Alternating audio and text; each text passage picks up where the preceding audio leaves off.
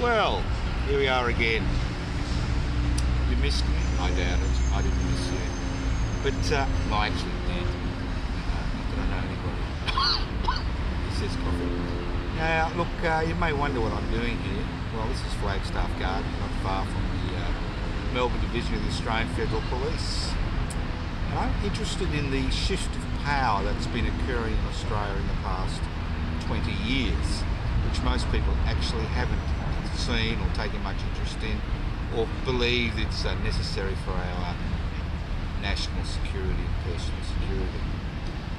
I mean, power in a parliamentary democracy not only lies in Parliament, but it also lies in the boardrooms of national and transnational corporations. Those people own the means of production, distribution, exchange, communication, wield an enormous amount of power. But the state has its own apparatus by which it maintains the power. Those who use power to promote their interests, their personal interests, Over the last 20 years, we've seen a huge change in the legislative agenda in Parliament. Changes which didn't even occur during the height of World War II, when we faced the real prospect of invasion by the Japanese imperial forces. In a parliamentary democracy, Parliament can basically pass any legislation it likes, which are incorporated in the rule book, and the rule book is the Australian Constitution. The Australian Constitution, as I said before, is a particularly interesting piece of paper because it doesn't protect the individual from the arbitrary exercise of state power. Over the last 20 years, since 9/11, we have had a huge amount of public hysteria which political parties, both conservative and reformist, have used to promote their own political agendas and their own political fortunes. And this week we've seen the passage of legislation which is quite extraordinary. It's extraordinary in a number of ways. It's winter, that's why I'm coughing. It's extraordinary because what we've seen is federal parliament pass legislation which allows the Home Affairs Minister, who's currently Mr. Peter Dutton, to prevent any Australian coming back to the country who's left the country if it is suspected they may pose a security risk. That is the exact words of the legislation. The Home Affairs Minister now has the power to prevent Australian citizens from returning back home. You could go to a conference, say a radical conference, an anarchist conference, a socialist conference, a conference on who knows what, and the Home Affairs Minister may determine that you are suspected of posing a security risk and you could be banned from coming back to the country. Now obviously this legislation has been passed because there's this hysteria of mainly women and children who are the dependents of Islamic State fighters coming back, who are Australian citizens coming back to the country. The reality is there are a multitude of laws by which people can be arrested when they put their foot down on Australian soil. With the type of surveillance we have today and what people have been doing, and people can be charged, taken away, remanded, whatever. So this legislation is not just about preventing Islamic State fighters from returning. It's not just about preventing their wives and children who are Australian citizens from returning to Australia. This legislation is designed to prevent people with different types of ideas from returning to the country for 2 years. Whether it's constitutional or not is a matter for debate. We'll find out next year. Could you imagine you go overseas to a conference, it's determined that the anarchist conference you've been to, or the libertarian conference you've been to, or the socialist conference you've been to is a so-called, he's a threat to the state, and you're a suspected threat, you pose a security risk, and you're allowed to return back to your home country. How do you survive? How do you survive? You expect the country you're in to give you an extension of your visa. It's like they'll arrest you as an illegal immigrant and try to deport you back to Australia. But this is just the tip of the iceberg of the legislation which has been passed through Parliament, which has seen a shift of power from Parliament and the corporate sector into the hands of the police. The federal police mainly, as well as state police, but mainly the federal police. What that means is, what we are seeing is the creation of the building blocks of a police state. Now, I know it sounds a little bit melodramatic, but I'll go through a few pieces of legislation that have gone through Parliament with bipartisan support, because there seems to be always bipartisan support whenever there's hysteria about so-called national security. 15 years ago, legislation was passed through Parliament which allows people to be detained for 14 days, incognito. Nobody knows you've been detained. You can be questioned for 14 days, and when you're released, you're not allowed to tell anybody you've been questioned for 14 days. And if you refuse to answer questions, you can be jailed for up to 5 years, so there's no right of silence. I mean, if I was a major drug dealer and you try to import, $1 billion worth of cocaine, I'd have the right to silence. But if I inadvertently may have information which may assist the authorities in their inquiries into some type of security threat in this country, I can be detained legally without anybody knowing, with no legal advice, and questioned for 2 weeks, and then jailed for 5 years if I refuse to answer questions. The same as we see for the Building Commission these days, where building workers, members of the CFM MEU, can be jailed for refusing to answer questions about a workplace, simple things like this. So we are seeing all this legislation. We've also got legislation in this country which allows the Attorney General to ban any organisation at any time he or she feels like, if they believe they pose an economic or security risk, and the key word is believe, not any evidence. It's not about, innocent until proven guilty. It's not about the right of silence. So what we have seen now is the creation of an infrastructure. Yes, it's the Possum. It's above my head. Don't worry, it's more friendly. Creating the infrastructure for a police state, which will legally allow the state to prosecute citizens for being involved in ordinary protest activity. You can be jailed for up to 25 years under current legislation for being involved in a peaceful occupation. We're seeing in New South Wales legislation which will see vegans and animal activists jailed for up to 5 or 10 years. And the list goes on and on. So why does this happen? These type of laws, irrespective of what you think of Donald Trump and Boris Johnson, these type of laws cannot be passed in the United States and Britain.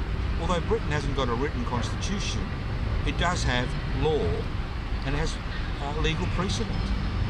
In this country, our constitution provides no protection for the individual against the arbitrary exercise of state power, which means Parliament can pass any legislation it likes at any time to curtail what you believe are your constitutional rights, because you have really no constitutional right except maybe the right to cast a ballot every 3 years, and maybe the right, in inverted commas, to religious freedom, which Israel Folau is testing the boundaries of that particular constitutional right.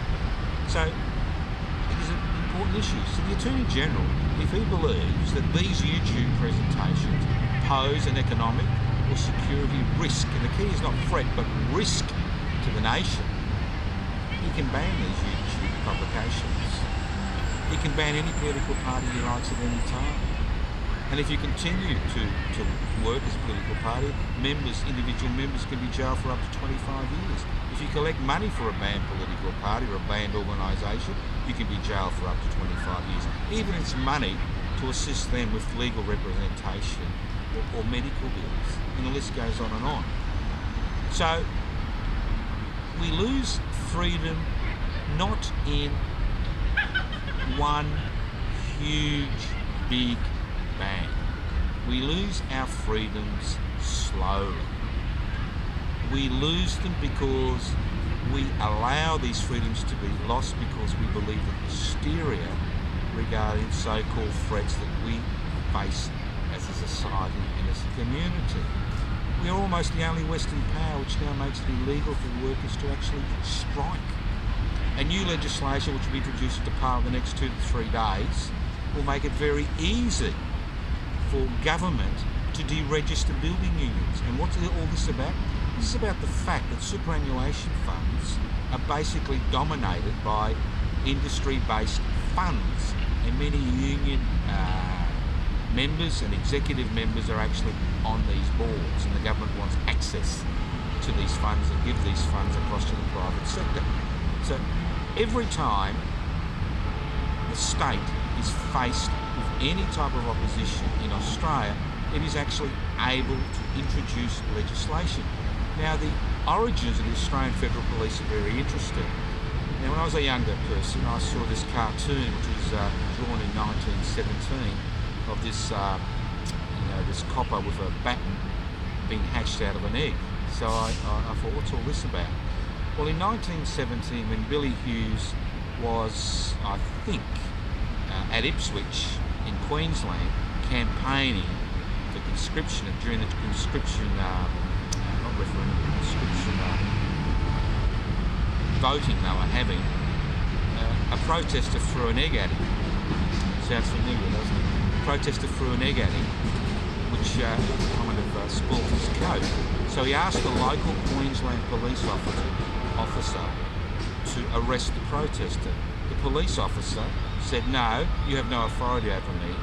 I am directly responsible to Red Ted Theodore, who's the Premier of Queensland at that particular point in time." So Billy Hughes went back to Canberra and legislation was passed to create a specific federal police which did the enforcement for the federal government. For that, the federal government would ask state governments to actually enforce their particular laws. And what we've seen over the last 20 years is an incredible increase in the power of the federal police. Over the last few months, we've seen federal police and the megadata laws being used to prosecute and investigate conservative and reactionary journalists from the corporate-owned media and the government-gelded ABC, as if they're a threat to the Australian government. We've seen governments now use the federal police in a way via which to promote their political fortunes and create fear and hysteria in the community. So we have now in Australia the building blocks there, the foundations of a police state, in a parliamentary democracy, where the police have extraordinary powers which are exercised through the Home Affairs Minister and through the Attorney General. Quite extraordinary powers which, as I said, no other Western democracy would get away with legislating these laws. For example, when the megadata laws were legislated for a few months ago, people in the United States were shaking their heads. They said, this can't happen here in the United States. Although, with Julian Assange, it's quite interesting. The First Amendment allows people to have freedom of speech and a free press. And what Mr. Trump and the United States judiciary system is trying to do with Mr. Assange is say he's not a reporter. Because reporters are protected under their constitution. They're not protected here in Australia. And that's why we will see prosecution of people who actually reveal government skullduggery, government banditry, government overreaction, because the legislation is in place.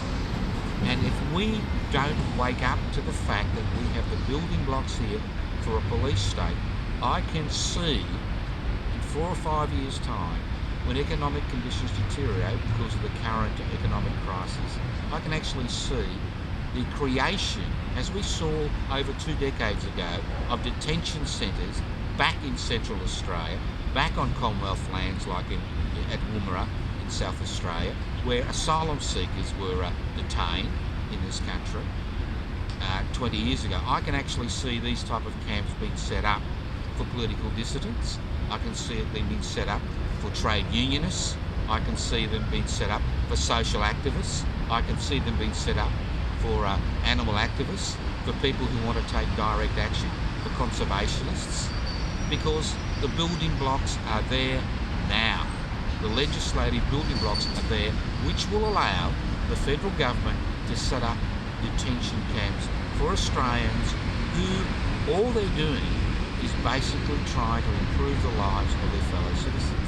And when we first started this YouTube presentation, I was outside the police headquarters of the Australian Federal Police in Melbourne.